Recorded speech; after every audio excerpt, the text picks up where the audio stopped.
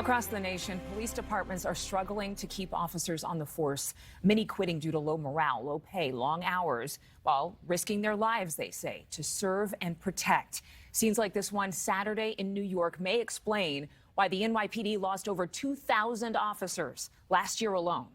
These officers are being assaulted by two teenagers in an East Harlem subway station. I mean, watch the video. The police had stopped them for trying to jump a turnstile there, and it turned violent. That teen has the officer in a headlock. The teens are now facing charges. Right now, we are bringing you the first story on our brand new series, Police Crisis in America. And Dre Clark, here from New York, live in studio. Good to have you with us. Thank you. Thank you. That video is certainly tough to watch of that struggle with the police officer there. But News Nation, we reached out to dozens of other departments across the country that are facing similar crises, and they all tell us they're struggling to retain existing officers and recruit and train new ones, causing severe staffing shortages that leave communities vulnerable. They feel tired, overworked, stretched to the breaking point. There's a lot of morale issues, and it all goes back to the staffing shortage. So many people have left our department that it's not uncommon for you to be put on hold and then wait 4 or 5 minutes to get someone to answer a 911 call. In many departments across the country, we're told low morale is intertwined with steep budget cuts and a lack of public support in the wake of defund the police. I think the officer today in the city, they don't feel supported by some of the local politicians, even by some of the command staff within the department. Tracy McCray was a police officer for nearly 30 years. Now, as president of the San Francisco Police Officers Association, she points to funding cuts as a major issue facing the SFPD. We actually had $120 million taken from the police budget here in San Francisco to give to, I believe, the community or other programs. Despite these challenges, the calls for help haven't stopped, creating a perfect storm for officers on the streets. The ones that you do have out working the street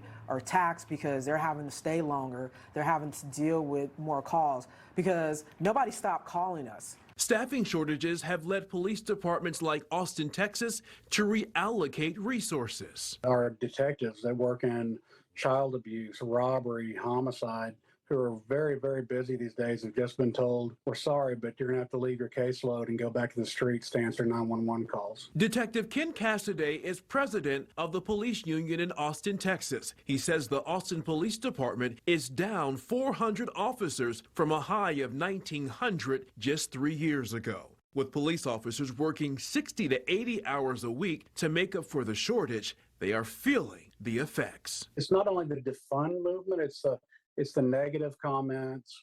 We don't need you. Your boss, your mayor telling you that, I hope there's a day that you're no longer needed. Cassidy says his union is struggling to meet the needs of officers grappling with overwork and exhaustion. We have officers working 5 days a week, 12-hour shifts. Nearly 4,000 miles away in Hawaii, Lieutenant Robert Cavaco is facing the same situation, and he believes it's making the community less safe. Crime has gone up, specifically to robberies and sex assaults. It's the violent crime. In Maui, the police department needs 100 more officers to be at full staff. We may not have enough officers to fulfill the calls for service. I'm not trying to be dramatic, but we may come to a point where, we may have to call back and say, we can't service you right now, if it's not a dire emergency. The immediate solution, departments tell us, is recruitment and retention. But more importantly, the police and the communities they serve need each other. People want to feel safe,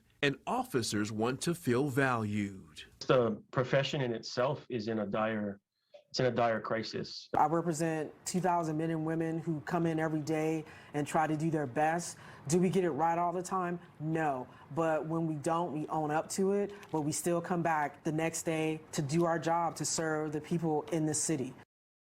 Now, until that distrust between the police and the community is repaired, the problems we're seeing on the street will continue, and that's unfortunate. There has to be conversation between the two sides that can lead to healing and understanding as it relates to those officers and keeping them on the job.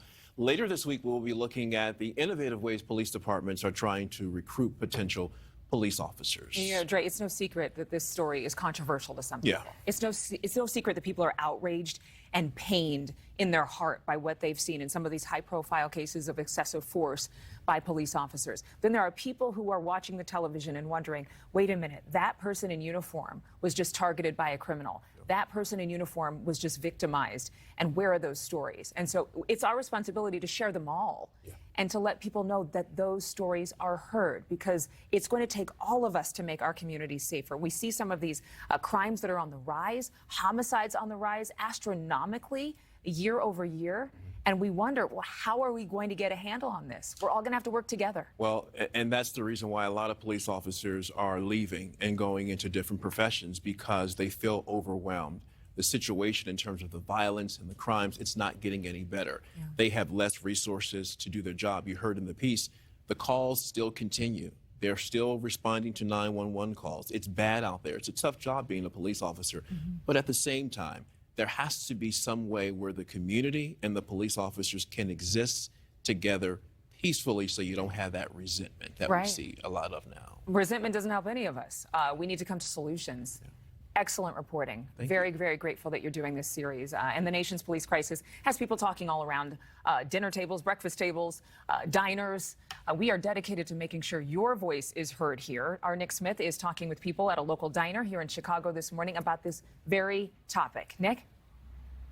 Adrian, one of the things you and I talked about before we even came out today was to actually hear from real people, many of our viewers who have these questions amongst their friends at their table. And I'm joined right now, I interrupted breakfast for Jasmine, Daisy, and Griselle, because I did want to speak to the ladies about the conversations that they're having. We were talking earlier, Daisy, about police crisis in America. Daisy, when I say that to you, what does that even mean to you? And what does it mean when you have a conversation with your friends? It means a higher risk for danger for children, for adults, for the elderly. It's much unsafer for a child to be playing outside without supervision. Nowadays, that's something you observe in mostly every neighborhood. I'm from Austin neighborhood, so that's something I'm more observant that now in my youngest neighborhood, I would be able to be outside playing with my neighbors. Nowadays, it's mostly playing with your siblings inside your property versus outside. So, Daisy, do you say then you need to see more police, or you're like, we need to work together with police? What are you thinking then? I feel like we do need more police. I feel like police need much training. I feel like police are being put on the spot. Yes, there are good police that will react as to the situation, but then there's police that are racist, and you see that with mostly the African American versus the white privileged people that do have that versus the African American put on jail and blamed directly, and the white privileged are let loose, and that's something you see a lot today's day. So equality is something that much more deserved within the police. Much more recruitment, because some neighborhoods need more police than others. Daisy, thank you so much for that. I appreciate you sharing that. Jasmine, I do have to get you on here. What are some of the conversations that you're having with your own family? With the same thing, I live by Englewood, so it's a very, how can you say it, dangerous neighborhood. And I do see less cops out there. Like I hear a lot of shootings often, and I don't hear the police sirens getting any closer. So I think we do need more cops out there. Again, like my friend said, sometimes I guess they're fear for their own life, or they just don't want to do their job no more because of how they're being judged nowadays. Right. But in my opinion, I think there should be more cops out there. Jasmine, thank you so much. Griselle, I did not ignore you. I just want you to know I will get you next time. Since I know you're out here every Wednesday, I know where to find you now. So definitely, Adrian, again, this is a conversation that will continue at not only breakfast tables around the country, but right here as well. It's nice because we get folks on with different perspectives, and obviously this is a continuing conversation that we really care about here. Thank you so much, Nick, for helping us and joining us live from that diner in Chicago.